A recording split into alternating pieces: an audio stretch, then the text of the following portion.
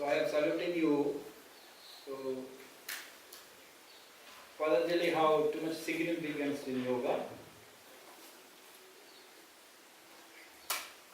and especially called Raja Yoga. Yoga deals with mind and meditation. So unless we don't get into meditation, our yoga remains half, less than half. And we deal with a book called Yoga Sutras of Patanjali, Ashtanga philosophy.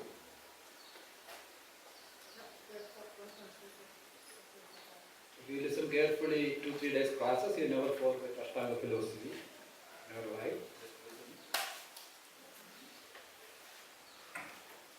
Ashta means 8, Anga means limbs or organs or parts or divisions or components or chapters.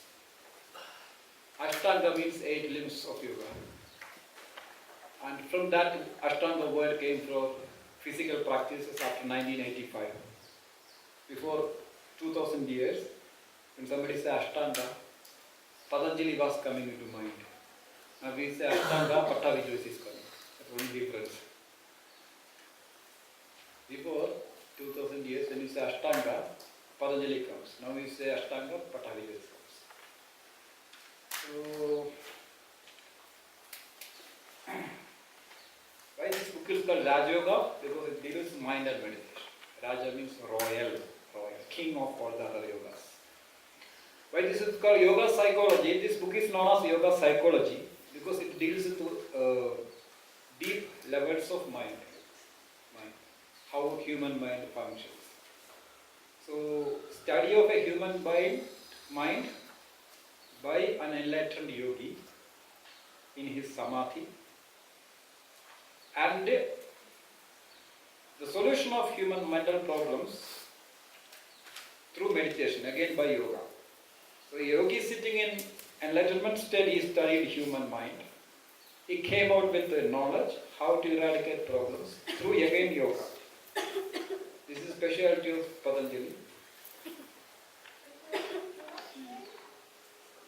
It's too much, not too much. Can I give this to you? The paper just you got, just put it down. You don't need today. The paper now you are getting is important.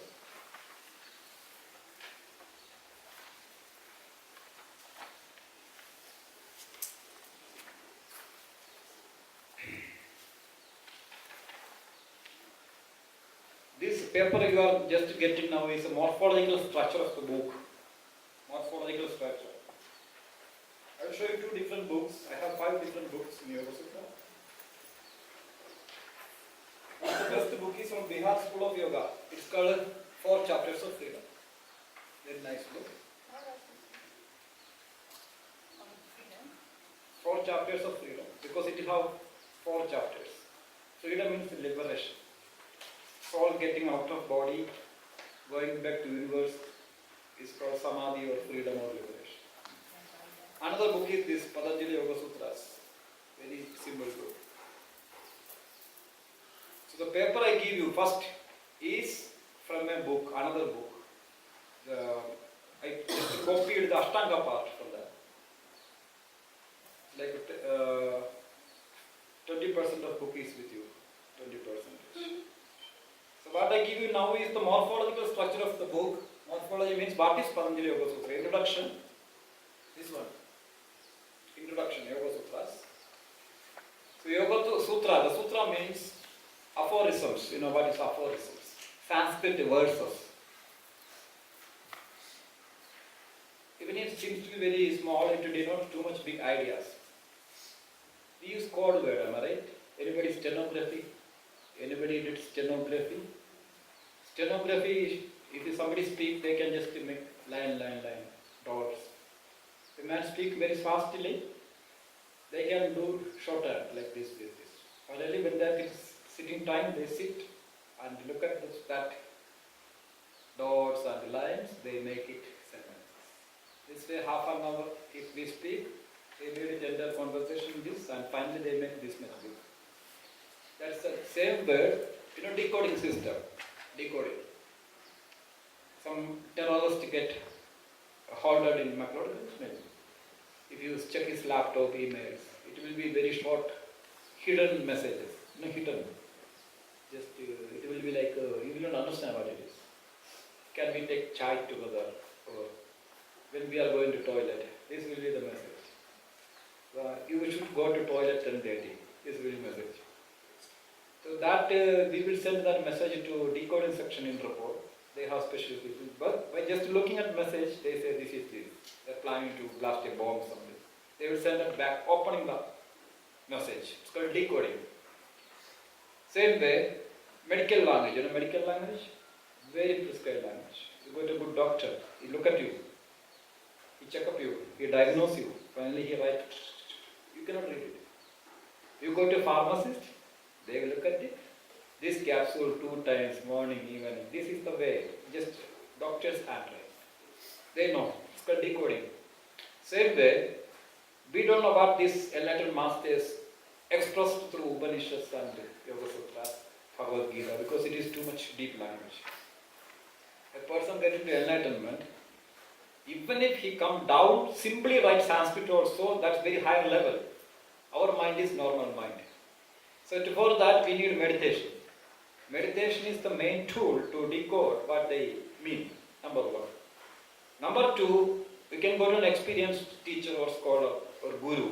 They will interpret it in a simple way. They will comment in a simple way, we can understand it. So this is commented by Swami Satyananda. You can get Yoga Sutra book by B.K. Iyengar, Pattabhi Jois, Osho, so many people. So when they read sutras and we read sutras, it's different interpretation.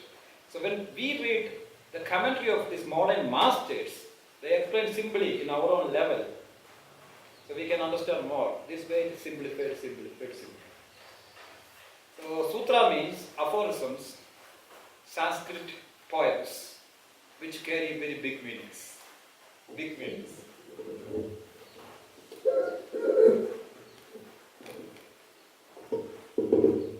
And one more meaning of sutra. Sutra is a thread, cotton thread. When you do nasal cleaning, it's called sutra neti. You are using sutra for cleaning. If you water, it's jala neti. If you use milk, it's called duktha neti. If you use ghee, it's called krida neti. If you use breathe, it's called pranayama neti. When we do alternate nostril breathing, we are using breathe for cleaning vessel. Okay. This is the thing. Some people use cow urine also. Cow urine. Called mutra neti. Mutra means urine. Not sutra, mutra. So these are the things. So aphorisms, we have, this book is very small book with 4 chapters. We just see what are the names of chapters. First chapter is called Samadhi Pada. Samadhi Pada. The chapter explains realization. Second is called Sadhana Pada.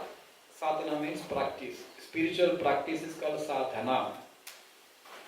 We are sadhaks. You are a seeker, I am a seeker. The chapter explains spiritual practice is called Sadhana Pada. Pada means chapter. The third is called Vibhuti Pada. Vibhuti means supernatural powers. Vibhuti means supernatural powers a person can obtain through yoga. Vibhutis. Number 4, Kaivalya Pada. Kaivalya means liberation. Forever you merge with universal consciousness. You are not going to come back for again life, again body. You will not get any body further. Neither human body nor any other body. That's called salvation or liberation. And after liberation, that absolute state is called Kaivalya. Kaivalya, the word means only one, alone, absolute. Not two, only one. Neither, there's only one. That's called absolute or Kaivalya. Buddha called Nirvana, liberation.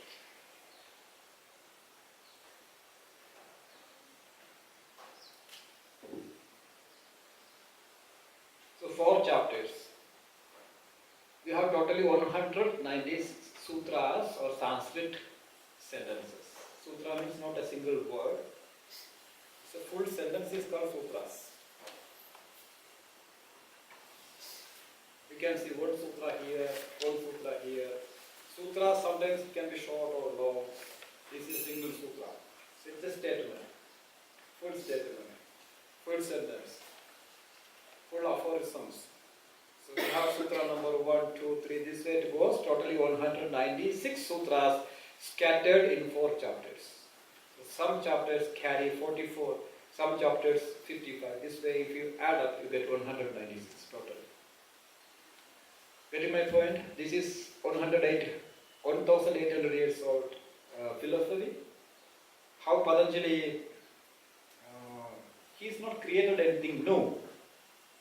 He just picked up from Upanishads, Vedas, the scattered yoga, and he put it into a system of 8 different levels, 8 sequences.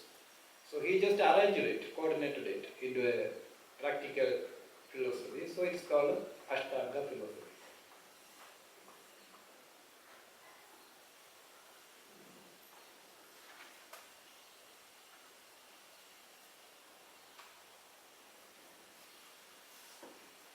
The first chapter, Samadhipada, he tells about what is yoga, what is human mind, how human mind functions, and how to stop this functioning.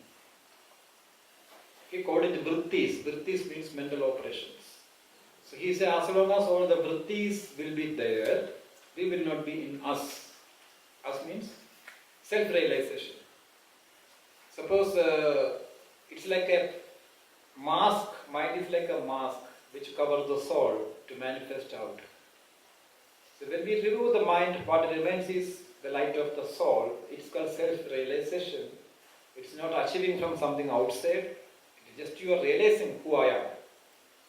To realize what is blocking the realization is to be removed. That's the mind. So mind, how the way it works, all the directions, we know only we can catch the mind. If you want to defeat something, you should know how the way it works, am I right? If you want to operate your laptop, repair your laptop, first you know how the hard work is arranged, hardware things. Same way, how the mind is operating, then how to stop it through yoga. After stopping, what remains is called samadhi or self-realization. That is the theme of the first chapter, Samadhipada.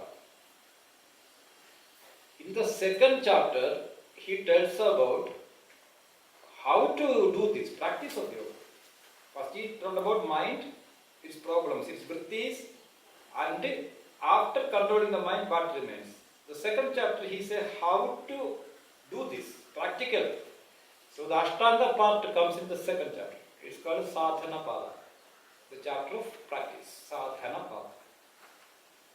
The third chapter, he tells a group of a large number of powers can come to us. If a man goes through real meditation like things, so many powers. Telepathy, telekinesis, television, telephone. Television means you can see you can see things from a distance.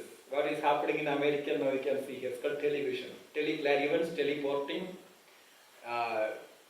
teletransporting. So many things will come to us. Patanjali explains all these powers. Finally he said, just ignore all the powers. It's a temptation. It will block or it will make a stop to your further progress. So you don't get tempted by all these powers. If you just look at them, you get ego. I have power. Then if somebody else will see you have power, they come to you for requesting to use it. So he said, don't use, don't misuse, don't abuse the powers. Just ignore it. Nature will give you powers, but you should look at universal consciousness. So it's a very deep book. It don't tell you to get enlightened, open a monastery, 10,000 euro for Kundalini opening, nothing like that. This book don't promote all these things. Getting my point? This book is for everyone. This book is not telling you get enlightened and you help others. It is telling us everybody get enlightened. Charity begins from the home. If we are get disturbed, we have no knowledge, how we can help others? So Indian spirituality is personal oriented. It is only one person. You are suffering. How to get enlightened? This rule is applicable for all the people around the globe. Now here he says, After get enlightened, don't come back to teach like things, just elaborate. So it's a complete evolution of a single human brain, not all the people. It's a person oriented. Whatever you see, if we say prana, it's telling about your prana. If we say chakra, telling about your chakra. If it's telling about mind, your mind. There is no other person. You should understand what I am telling. It's only single person. They are all the Indian spirituality, yoga, everything is personal oriented. Your breath, your mind, your like this. So now here, why I told you here, third chapter he tells large number of miracles or supernatural powers. Then he warns, if you start to use it, you get name and fame. Get trapped again into the world and you will never think about further progress. You get trapped again, you get rebirth as many bodies here. So just don't use your powers, just let be there. You don't need anything from society. Just ignore it and go further. If we sit here enlightenment, sitting here, what we do? Just after you put in Facebook, I get enlightened. And then people will come to you. In 1 month you become a big guru. But even if 2 minutes experience you have, it is very big, you can control other people. But if you start to use it, you will be in that level all the time. Muji, you know Muji?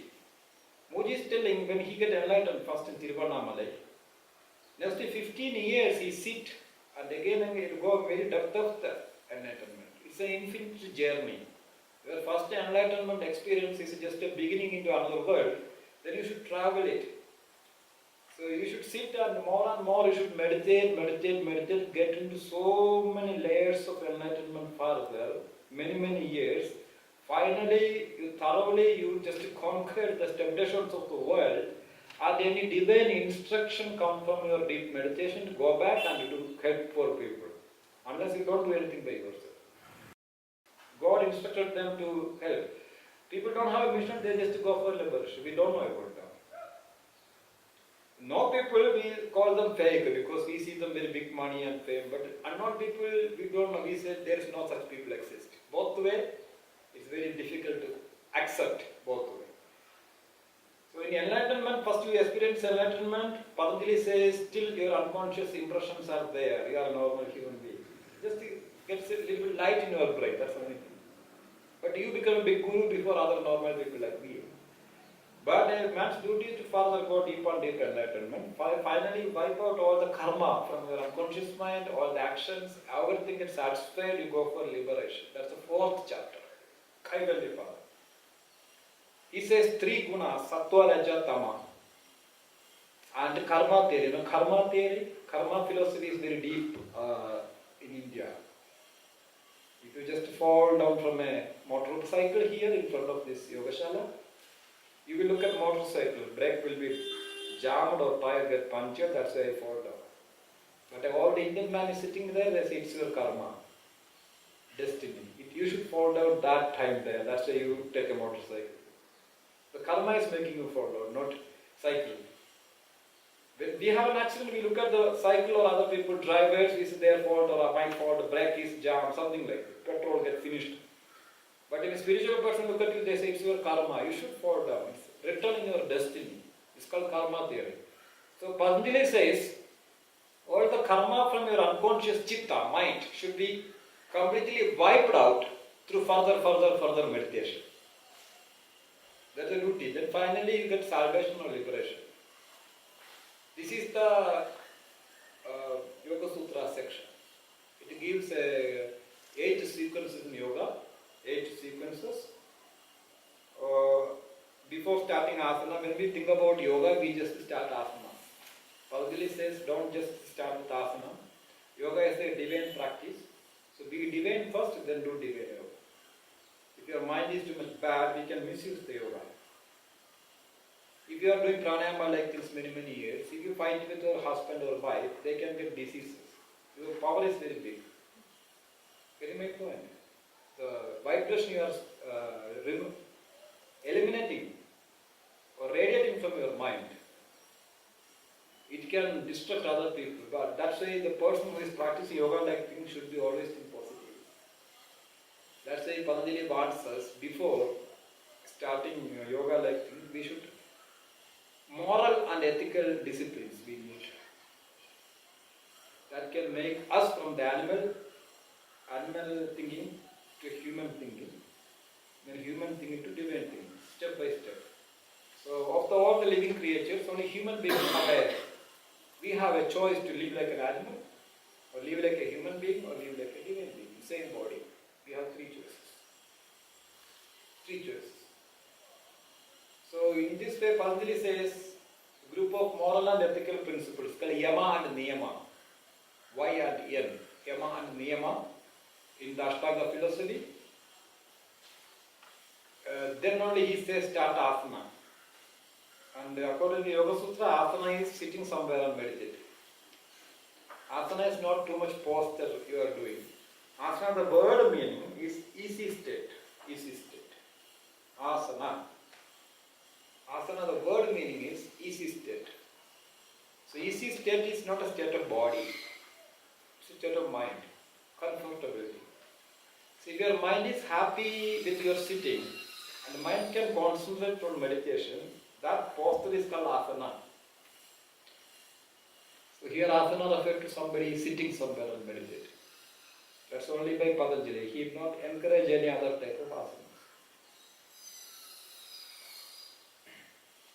Most of the asanas, I think so, developed up 1000 years after Patanjali. Whatever we are doing now. We see most of the asanas came from three books. One is called Hatha Yoga Pradipika. It is by Nath Yogi, 600 years back.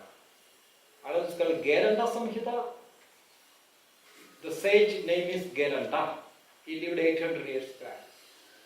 One more book is there, it's called Shiva Samhita. These are the books which are the mudras, asanas, too much developed. That is only 1000 years after Patanjali. So at the time of Patanjali, if you look a little bit back, 200 years back of Patanjali, Jesus Christ. 400 years back of Jesus, Buddha. So this is specialty of all these three personalities. They always talk about mind, human mind, sufferings and meditation.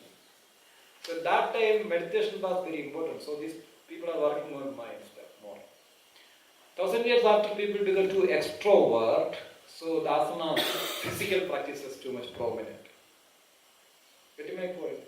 So asana is too much developed.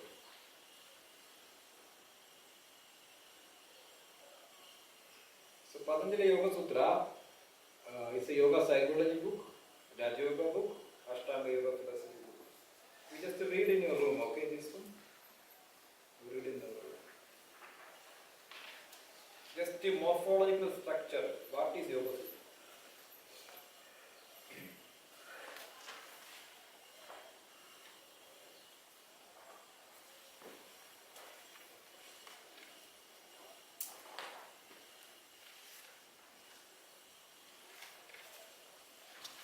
First you understand what is Ashtanga philosophy, then you understand how we can combine Ashtanga philosophy with our daily yoga practice and daily life. A philosophy which is not used, then what is the need of learning it? Am I right? Number one. And a practice we are doing without knowledge, what is the use? So technology, knowledge without application, no use. You know how to make tea, you are never making tea. What is the use? And you just making tea, you don't know how to make it. Still it go wrong. So you should combine philosophy with the daily life. And it can be useful philosophy. So Ashtanga philosophy, what is the relevant significance of this 2000 years old concept up to now? Maybe something is there, otherwise UK Alliance, US Alliance, they never recommend Yoga Sutra. There is something inside that. It's not from India, it's from UK Alliance. They are recommending a yoga student should be go through Yoga Sutras of Patanjali. Sutra, you just understand tips or guidelines. Okay, tips or guidelines for yoga. That's Yoga Sutra. And I'm going to start with the first chapter, first sutra.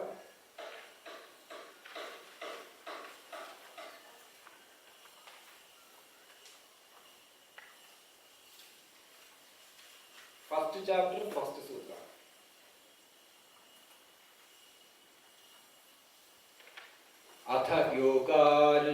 Anushasanam. That sutra is not in your paper. Just listen. Atha yoga anushasanam. It means let me explain yoga. Anushasana means instruction. You can call me yoga anushasak, yoga instructor. So Patanjali says, let me explain yoga to you. Patanjali yoga is not new. Patanjali also practiced yoga many years. He get enlightened. It means yoga was there. He also have a guru. That guru also have a guru. Yoga go like back. We are traced up to 8,000 years. Mythologically 14,000 years history we have yoga. Patanjali is just only 2,000 years. It means yoga was a big tradition before Patanjali also. So Patanjali is telling, let me explain again to you. Again. Let me explain again. 2000 years back he chanted it out. How we can available now? That time Patanjali don't have Facebook. Patanjali don't have Skype. Only Skype, not Skype. He fly through Skype. Yeah. It's called teleporting. And he don't have Twitter.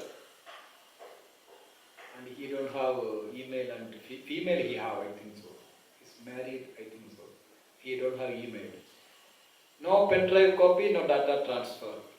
So can you believe how the knowledge what Patanjali told 2000 years, how we got now? This is a question. Not even printing press in India that time. Not even printing media. So I heard that time oral tradition, mouth to ear, in this way it goes. Mouth means you sit and you chanted something. I am a student. That time students were very focused students. You know why? Not too much distraction. Now we are too much distracted minds. Yes. Now why? If you go to upper mountains, I'm just talking how this scripture is live still now. How yoga is still live now. 14,000 years of back thing. You don't have anything to store and data transfer or library. Now here, you go to upper mountains or tribal areas, people who are disconnected from the society, who don't have communication system, they are very concentrated minded people, very high memory power. Because somebody raped somebody in Delhi, we don't get information that time. Now instantly somebody raped somebody in Delhi, somebody raped somebody, they went away. The media, Indian media raped her 3 more months. Every day they show, this woman. They are raping her, mentally torturing. We get all the information every time in our mobile. Bomb blast, ISIS attack, tsunami, earthquake. We are taking all the garbage of the world in our brain. All the time. And you are not any doing backwards. So. You see, we are too much educated people. We are saying we have too much awareness. The crimes are increasing each and every day, am I right? You and me is taking English medicine, allopathy medicine every day. It means we are not much educated. If you just compare you with me with my grandfather has more healthy, more focused mind, more happy, and he died at the age of 87. He predicted his death before me. Now my father was not too much healthy. I am not too much healthy like my grandfather. So what education we have now? But how we say we are more advanced people? We don't know how to handle our mind. We have everything around us. We have not a very good consciousness to use things properly. We forget ourselves. So I am telling about that time. If you talk about before technology, before globalization, people were one place, little big place. In that place, they were more happy and healthy. They agriculture, food, they eat. They don't have much things to distract the mind, too much information. If you search a yoga, you want to do yoga also, only one guru you know, and you only one taking, you go there, full life you practice there. They get success also. Not too much information. Now here, we have too much information all the time powering in our brain. So our mind has so many things to think. That's why our memory goes down.